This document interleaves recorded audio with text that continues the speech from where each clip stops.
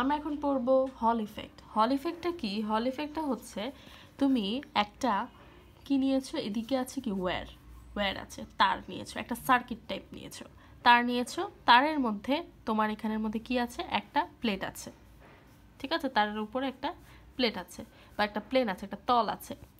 তলের মধ্যে যখন এটা একদম তল ছিল, একদম নর্মাল ছিল, তখন সেটা কিভাবে যাচ্ছিল বলো তো? তখন সেটা এখানের মধ্যে যখন ইলেকট্রনগুলো যাচ্ছিল, ইলেকট্রনগুলো যাচ্ছে যাচ্ছে যাচ্ছে যাচ্ছে সোজা যাচ্ছিল, তাই না? সোজা যাচ্ছে ইলেকট্রনগুলো, সোজা যাচ্ছে সোজা যাচ্ছে সোজা যাচ্ছে সোজা যাচ্ছে ইলেকট্রনগুলো কি সোজা যাচ্ছে। কিন্তু যখন আমি উপরে একটা ম্যাগনেট প্লেস করে দিয়েছি, উপরে কি দিয়েছি, একটা ম্যাগনেট দিয়েছি। আমরা জানি ম্যাগনেট দিলে কি হয়ে যায়, যখন কোনো পার্টিকেল আসে তখন সেটা ডেভিয়েট করে, তাই না? আমরা তো এইভাবে লেফট হ্যান্ড দিয়ে পড়েছি, যখন আসে তখন কিন্তু ডেভিয়েট হয়ে যায়, ঠিক আছে? ইলেকট্রন আসুক, আলফারে আসুক, যেই চার্জে আসুক, সেটা কিন্তু ডেভিয়েট হয়ে যায়। তো এখানের মধ্যে আমি ম্যাগনেট দিয়েছি, ম্যাগনেট দেওয়ার পরে দেখো এটা কিন্তু এখান থেকে যার কথা, এখান থেকে যে এটা কিন্তু বাঁকা হয়ে গেছে, হ্যাঁ, এটা এরকম হয়ে গেছে, ঠিক আছে, এটা কনভেক্স টাইপ হয়ে গেছে। সো ম্যাগনেট দেওয়ার কারণে তোমার হচ্ছে এই ইলেকট্রনগুলো বাঁকা হয়ে গেছে, আর সোজা যায় নাই। তো যখন আসলে তোমার এই ইলেকট্রনগুলো বাঁকা হয়ে যাবে, তার মানে কি, বাঁকা হয়ে গেছে মানে কি, এখানের মধ্যে কিন্তু আগে যতটুকু ইলেকট্রন থাকা উচিত, এর থেকে যেহেতু বাঁকা হয়ে ইলেকট্রন গেছে, তার মানে ইলেকট্রন নাম্বার বেড়ে গেছে, তাই না? একটা লম্বা লাইনে যতগুলো ইলেকট্রন থাকতে পারে, বাঁকা হলে তো ইলেকট্রনগুলো বেশি থাকতে পারবে। তো এখানে ইলেকট্রন বেড়ে গেছে, আর মাঝে কিন্তু ইলেকট্রন কমে গেছে। দেখো এই সাইডগুলোতে কি হয়েছে, ইলেকট্রন কমে গেছে, যেহেতু সব ইলেকট্রন ওই সাইডে চলে গেছে। তার মানে এখানে কি বৃদ্ধি পাইছে, এখানে প্রোটন বৃদ্ধি পাইছে, অর্থাৎ প্লাস চার্জ বেড়ে গেছে, যেহেতু সব ইলেকট্রন ওই পাশে চলে গেছে। সো এখানে প্লাস চার্জ, সো এখানে মাইনাস চার্জ, এখানে প্লাস চার্জ। তাহলে দেখো আমরা জানি যখন মাইনাস প্লাস চার্জ, এখানেও কিন্তু ছিল মাইনাস প্লাস চার্জ থাকলে কি হয়ে যায়, ভোল্টেজ পটেনশিয়াল ডিফারেন্স আমরা পাই, তাই না? পটেনশিয়াল ডিফারেন্স পাই, অর্থাৎ ভোল্টেজ পটেনশিয়াল ডিফারেন্স পাই। দেখো আগে নর্মাল যে কোনো সার্কিটে যখন আমি কি করেছিলাম, এরকম একটা সার্কিট যেখানে কোনো ম্যাগনেট ছিল না, সেখানের মধ্যে কিন্তু খালি এই জায়গাটাতেই পটেনশিয়াল ডিফারেন্স আমরা পেতাম, এখানে আমরা ভোল্টেজ পেতাম, যেটাকে আমরা ভি বলি, যে এখানে আমরা ভিটা পেতাম। কিন্তু এখন ম্যাগনেট দেওয়ার কারণে এখানে তো ভি নর্মালি আছেই, কিন্তু দেখো প্লেটটাতেও কিন্তু একটা ভোল্টেজ তৈরি হয়ে গেছে, মাইনাস আর প্লাস চার্জ এক্সিস্ট করার ক্ষেত্রে, একই প্লেনে এক্সিস্ট করার কারণে কিন্তু এখানেও একটা পটেনশিয়াল ডিফারেন্স ক্রিয়েট হয়ে গেছে। যদি আমি এখানের মধ্যে ভোল্ট মিটার লাগি, ভোল্ট মিটারে আমি একটা রিডিং পাবো, সামথিং ভোল্টেজ পাবো। এই যে ভোল্টেজে একটা পারপেন্ডিকুলার যে একটা ভোল্টেজ ক্রিয়েট হলো, সেটাকেই কিন্তু আমরা বলতেছি হচ্ছে হল ভোল্টেজ, সেটাকে আমরা বলছি হল ভোল্টেজ, ঠিক আছে? এখন এই যে এই প্লেনটাকে আমি এখানের মধ্যে আলাদা করে নিয়ে আসলাম, এই প্লেনটাকে আলাদা করে নিয়ে আসলাম। খেয়াল করো এইটা যেটা আমি আনলাম, এই প্লেনটার মধ্যে আমার এখানের মধ্যে কি ছিল, উপরে এখানের মধ্যে সামথিং প্লাস চার্জ, উপরে সামথিং এখানের মধ্যে হচ্ছে মাইনাস চার্জ। তো আমি এখানের মধ্যে এটাই এঁকেছি প্লাস চার্জ মাইনাস চার্জ, হ্যাঁ, যেহেতু প্লাস চার্জ মাইনাস চার্জ অপর দিকে ছিল, তাই আমি এখানের মধ্যে এটা দিয়েছি। আমি এখানের মধ্যে রিডিং পাচ্ছিলাম, তাই না, ভোল্টেজ রিডিং পাচ্ছিলাম, এখান থেকে আমরা এটা দেখে এসেছি, আমরা ভোল্টেজ রিডিং পাচ্ছিলাম। এখন যদি আমার এখানের মধ্যে একটা নতুন কি যায়, নতুন প্লাস সাইন দিই, ঠিক আছে, নতুন একটা প্লাস সাইন দিই, প্লাস সাইন মানে প্লাস চার্জ, হ্যাঁ, ইলেকট্রন আসলেও তোমার এখানের মধ্যে সেম জিনিস হবে। আমার কথা শুনো, যদি কোনো প্লাস চার্জ এখানে আসে, ঠিক আছে, যদি কোনো প্লাস চার্জ আসে, তাহলে কি হবে বলো তো? প্লাস চার্জ যদি আসে, আমরা কিন্তু এইভাবে জানি যে একটা প্লাস চার্জ যখন, এটা হচ্ছে কি ম্যাগনেটিক ফিল্ডগুলো কোন দিকে, দেখো আমি ম্যাগনেটিক ফিল্ডগুলো কিন্তু কমলা কালারগুলা, তাই না, ঢুকে যাচ্ছে, এটা আমার ম্যাগনেটিক ফিল্ড ঢুকে যাচ্ছে। আই এর ডিরেকশন কোথায়, আই এর ডিরেকশন হচ্ছে এদিকে।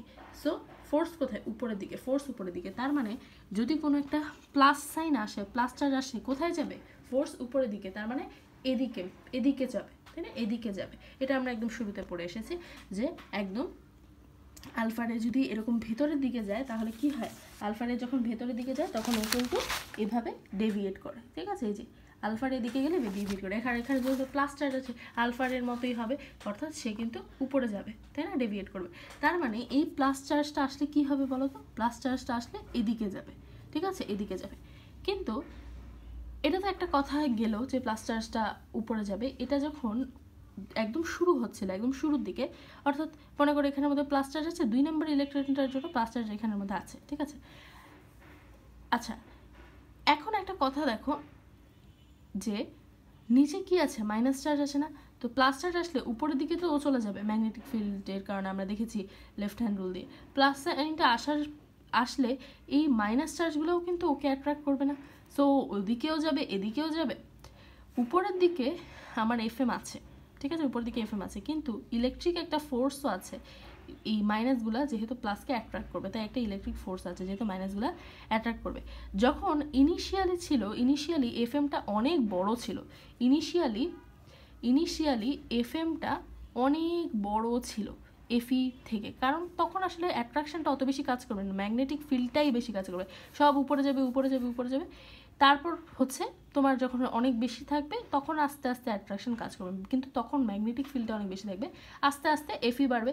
এমন একটা সময় আসবে যখন এফএম আর এফি সমান হয়ে যাবে, ঠিক আছে, এফএম আর এফি সমান হয়ে যাবে, মানে এমন একটা সময় আসবে যখন এফএমটা শুরুতে অনেক বেশি ছিল এফএমটা, তখন অত বেশি অ্যাট্রাক্ট করবে না, তখন খালি যেতই অ্যাট্রাক্টার কী করবে একটা দুইটা, কিন্তু একটা সার্টেন টাইমের পরে এফএম কনস্ট্যান্ট হয়ে যাবে, আর এফি কিন্তু তোমার কি হবে, এফি হচ্ছে তোমার অ্যাট্রাকশনটা তখন বাড়বে, তখন এমন একটা সময় আসবে এফএম ইকুয়ালস টু এফি।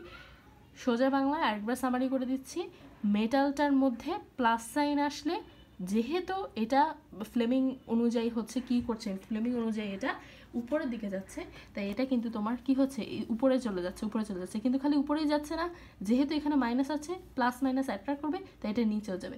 দুইটা ফোর্স আছে, একটা সময় আসবে যখন দুইটা ফোর্স ইকুয়াল হয়ে যাবে, এফএম ইকুয়ালস টু এফি হয়ে যাবে, সেই ইকুইলিব্রিয়ামে আমরা যদি ভোল্ট মিটার লাগাই তখন আমরা একটা ভোল্টেজ পাবো, সেটাকে বলে ভিএইচ, হল ভোল্টেজ, সেটা কিন্তু ফিক্সড, ঠিক আছে।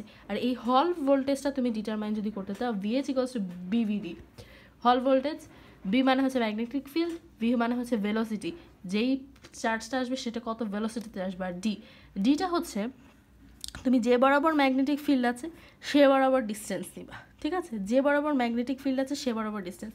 এখন তুমি কি ডিটা কোনটা, ডিটা কি তুমি এল দিবা, ডিটা কি ডি দিবা, ডিটা কি টি দিবা, কোনটা দিবা বলো তো, এখানে তো অনেকগুলো ভ্যালু আছে, কোনটা দিবা? আমি বলেছি এই ডিস্টেন্সটা হবে ম্যাগনেটিক ফিল্ড যে বরাবর আছে সে বরাবর আমি নিব ডিটা। তাহলে ম্যাগনেটিক ফিল্ড কি এই বরাবর আছে, তো এই বরাবর কোনটা আছে, থিকনেস আছে, আমার এটা প্যারালাল হয় নাই, ম্যাগনেটিক ফিল্ডটা এখানে আছে, দেখো থিকনেসটাও কিন্তু এখানে আছে, টি আছে, সো আমি এখানে টি বসাবো, থিকনেসটা আমি কি বসাবো, টি বসাবো, ঠিক আছে, তো ডিটা কিন্তু আমি টি বরাবর বসাবো।